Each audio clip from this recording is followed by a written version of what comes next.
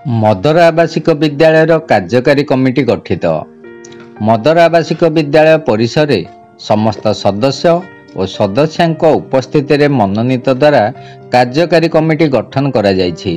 ସଭାପତି ଚକ୍ରଧର ମହାଳି, ଉପସଭାପତି ବିଦ୍ୟାଧର ଆଚାର୍ଯ୍ୟ, ସମ୍ପାଦିକା ପ୍ରଭାସିନୀ ନନ୍ଦ, ସହ ସମ୍ପାଦିକା ଡକ୍ଟର ଜୁଲିଏଟ୍ ଏବଂ ସଭ୍ୟମାନେ ହେଲେ ଅମିତ କୁମାର ସାହୁ, ବିଜୟ ସାହୁ, ପ୍ରମୋଦ କୁମାର ନନ୍ଦ, ସାଗର ପ୍ରଧାନ, ନନ୍ଦିନୀ ଜୁଝାର ସିଂ, ଅଶ୍ୱିନୀ କୁମାର ପଣ୍ଡା, ପ୍ରକାଶ ପରିଡ଼ା।